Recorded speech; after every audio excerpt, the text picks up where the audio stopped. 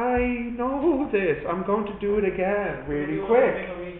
Yes, because I want it all together in one video for your revision, which you are doing in Starbucks on your iPad.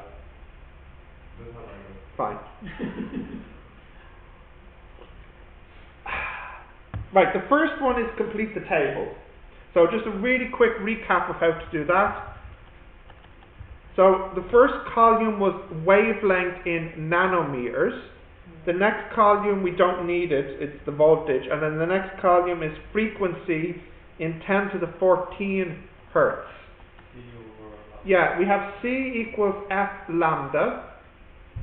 So then F equals C over lambda. Now, the C is 3 times 10 to the 8. Yes? But the wavelength they give you in the table is in nanometers. So we have to multiply it by 10 to the minus 9. So this will be 3 over lambda multiplied 10 to the 17. But they want the answers in 10 to the 14s. So this will be 3 over lambda times 10 to the 3 times 10 to the 14 hertz. So now you have the unit they want. So the missing values will just be 3000 divided by the wavelength. Okay, so let's put that into the table. Now last time, when I tried this, I know what went wrong, apart from not having enough coffee and looking at you. I had my x and the y backwards. Yep. So what I do now is very carefully make sure we have it the right way around. Firstly, let me just write in the wavelength, lambda in nanometers, and it's 400, 450, 500 until what? Okay, and then the next thing we have is the voltage in volts, and it goes 1.25, 0.94, 0.651, 0.398, 0.2 and 0.06. So the missing column, the frequency in 10 stop changing 10 to the 14 hertz is equal to this number. No. Oh, okay. I thought you were going to charge up your phone, and that would really make me angry. 3000 divided by the wavelength. So there, we had this last time. Okay, right. Part 2 is make that little proof there. Okay. So if you remember, proof is basically here is the electron and here is the photon, and then later here is the electron.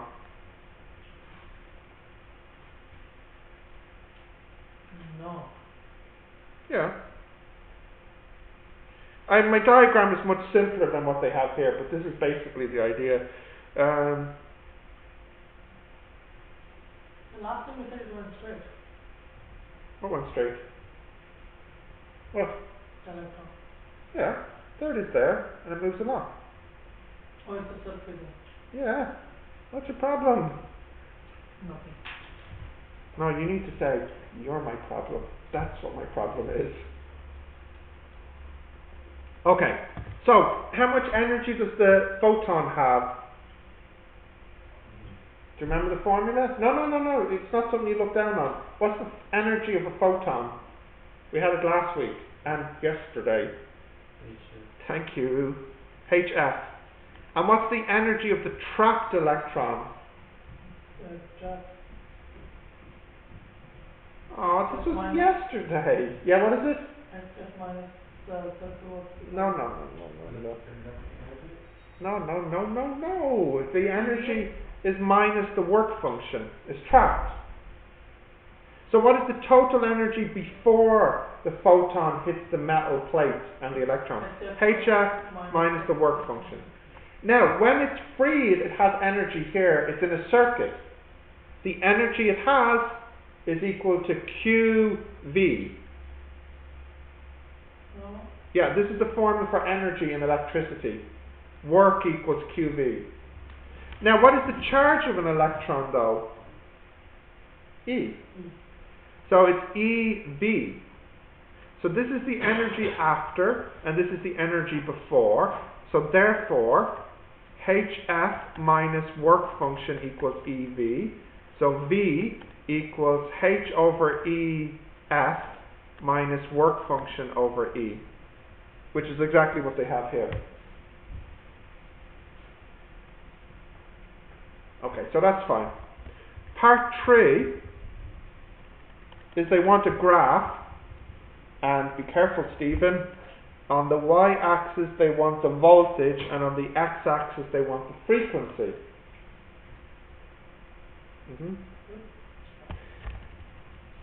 Okay, so let's have a look there.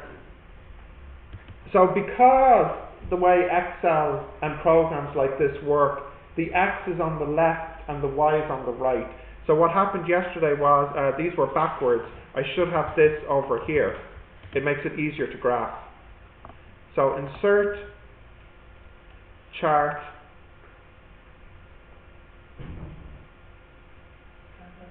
scatter, this one, next.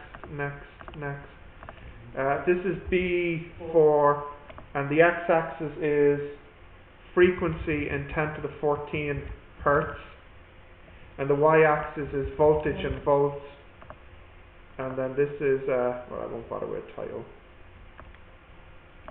And this is the graph we get. And let me double check. No, it's not. No? Well, it looks a bit different.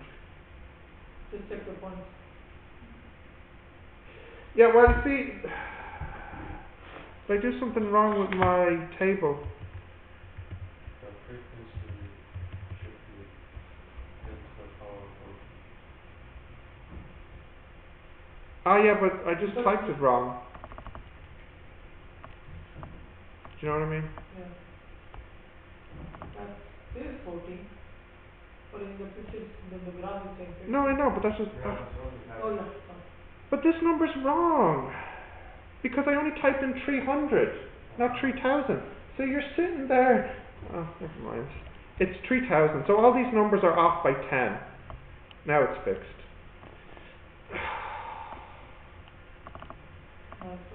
Now it's fixed. It's fixed. I know it's fixed. I'll just change this to a... But this is just a name. It doesn't matter with the graph. That should be a 14. How do I edit this? Just double click on the... There we go. Okay. Right, so there you go. There's our graph. And let's draw in the line.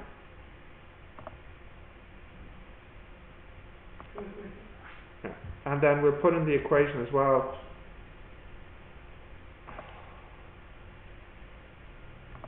Alright, there we go.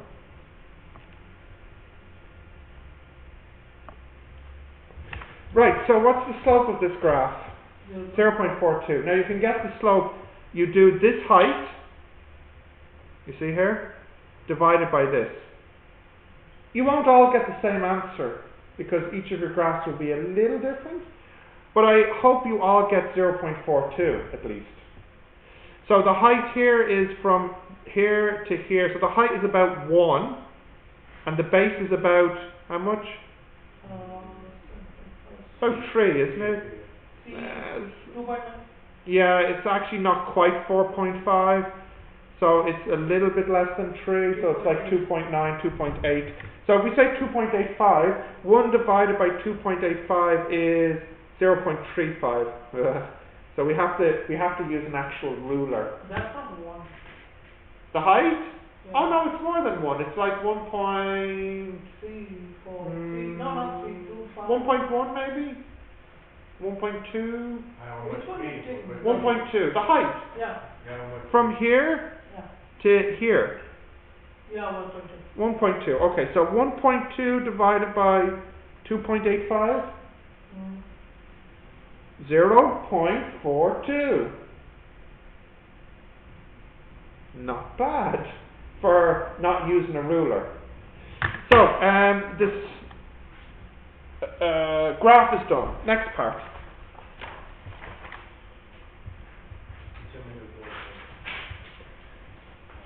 Use your graph to calculate Planck's constant. So if you look here, you have y equals mx plus c.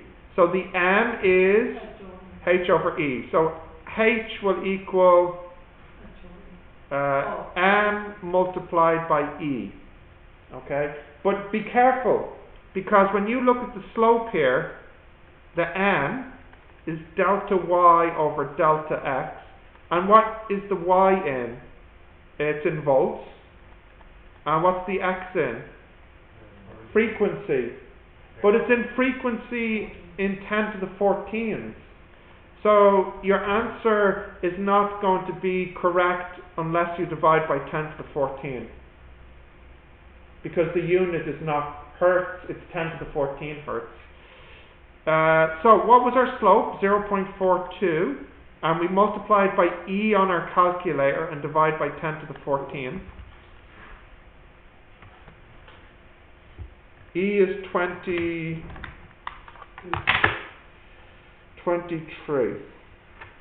And then divide by 10 to the 14.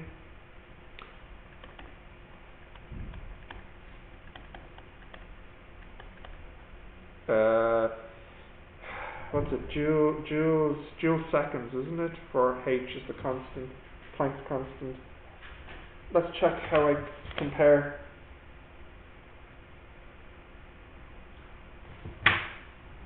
No, close enough, yeah. Right, okay, next.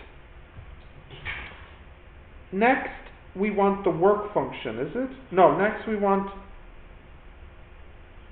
Now, I'm going to... This is another example of where skipping helps us. In part 5, they want the wavelength, but in part 6, they want the work function. I am going to get the work function first because I think that'll help me a lot in the part 5. So I'll skip part 5 and go to part 6 for a moment. The constant at the back is equal to the work function over E. So the C is equal to minus the work function over E. So the work function will equal E multiplied by C, the constant on the graph. So if we go back to our graph, without the minus, I forget about the minus. So it's hard to see this on the graph, because in the exam, what you will need to do is draw this line until it crosses the y-axis. So look here, roughly where will it cross the y-axis on your graph paper? About minus 0.2. Would you say? Look. Minus? Oh, this is why I get so distracted. What? The reason why I'm No. okay. This is why I make mistakes, because you're so distracting. That's the problem. Here's the graph line. Yeah. So imagine it goes to the y-axis, right? So it's going to hit the y-axis in the positive or the negative? Negative. So would you say it's about minus 0.2 if you use your imagination? Yeah. You would agree with this? Yes? Yeah. Yes? Now it's not going to be exactly minus 0.2 because I'm just guessing with my eyes because I don't have graph paper. But the program tells me what exactly it is. What is it exactly? Minus 1.89. So my guess was pretty close. In the exam, this is why you should use your graph paper. You should use about 3/4 of the graph paper, because you need extra space to continue the graph. You have it. Yeah? So, minus 1.89. Question, yes? If I looking Yes. 0.2 or, sorry, minus 0.2 and the difference between minus 1.9 is too big. What are you talking about? The difference between minus... I'm just saying. Oh, sorry, I see what you're saying now. I get what you're saying. Minus... It's gonna make this sense. Yeah, what the heck's happening? Ah! Because my graph is not starting at 0, it's starting at 4. Okay. This is the problem. It went, yeah, this is the problem, yeah. Thank you, well observed. So actually you need to imagine it going all the way over to here. So it's not minus 0.2, it's going to be more like minus 2. Yeah. This is what you meant? Yeah. Yes, okay. Thank you. Sheet music. Yeah, okay, whatever. So anyway, when you draw this on a nice graph paper, you extend the graph back to the y-axis and you get the answer. So minus 1.9. 1.89. So you get work function equals 1.89 times E.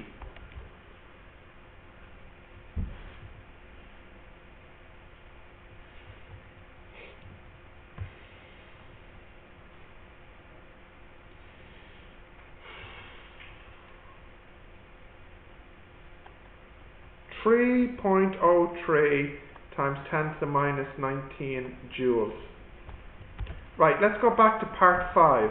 There's one thing. Yep. Why did you stick minus? Oh, there was minuses on the left and the right, which are cancelled. So, I mean, there is, Oh, yeah. yeah, there was minuses on both sides. Right, okay. Part 5 is what is the wavelength, the maximum wavelength.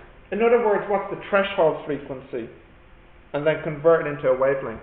So what's the formula for threshold frequency? Or function over Planck. Yeah.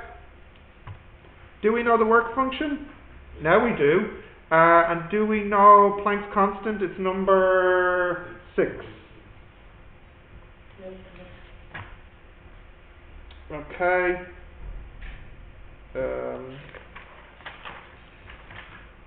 Which question number is this? B4. I just want to check that I got the last one right. I did.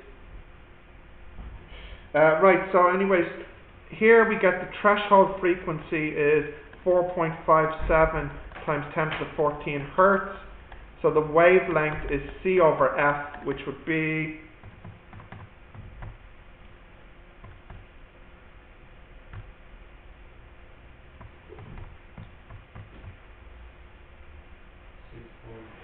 hang on, I need to type that in again. 10 power 8. And then the frequency is 4.57 times 10 power 14. Yeah. Divided by 10 minus 6. No, times 10 minus 6. Divided by 10 minus 9. Right, so in nanometers, this will be 656 nanometers. So I'm not quite as accurate from my graph compared to the marking scheme, because the marking scheme actually is 667, but that's because I used 1.89. I could have been a bit more accurate, but that's acceptable for the exam. Right, and then the next part is the kinetic energy. So what's the kinetic energy formula you use? It's HF. Yeah, HF equals work function plus kinetic energy. Isn't that the formula I gave you? Yeah. Yeah. So then kinetic energy is HF minus work function. Do we know the we know the F, don't we? No, they give us the wavelength. You see that? Yeah. So how do I change F into wavelength? C over lambda minus the work function. Okay, so let's just hit those numbers in. Constant 6 for H. C is 3 times 10 to the 8. What is the wavelength, please? 400 nanometers. 400 nanometers. And then the work function, I had it earlier, what was it? 3.03 times 10 to the minus 19. So this energy comes out as 1.94 times 10 to the minus 19 joules.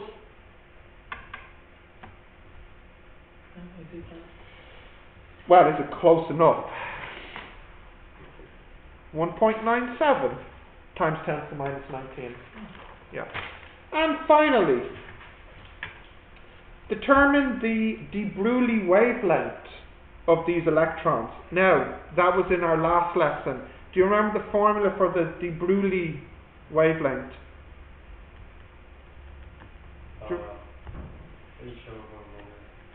H over momentum. And what's the formula for momentum? So, do you know the H? Yes. Do you know the mass of an electron? Yes. Do we know the speed of the electron? You can six. No, you're thinking the wrong way. No, stop. Think about what was the last thing they asked you to do.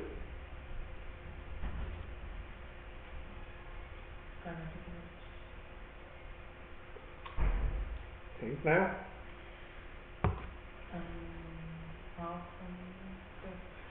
If they give you the kinetic energy, can you know what the velocity is? Yeah. What do? It's this number multiplied by 2 divided by n and square root. So I'll just put the number in here after I do that. Okay? So you can get the v from this easily. Right. Times 2 divided by the mass of an electron, which is number 3 on the calculator. Square root the answer. So the velocity is 652,561.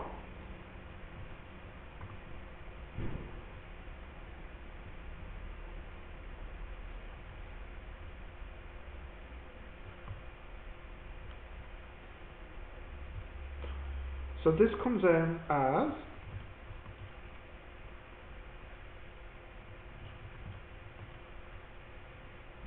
1.11 nanometers.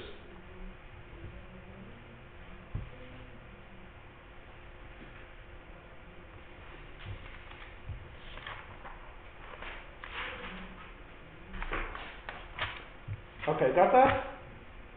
Alright.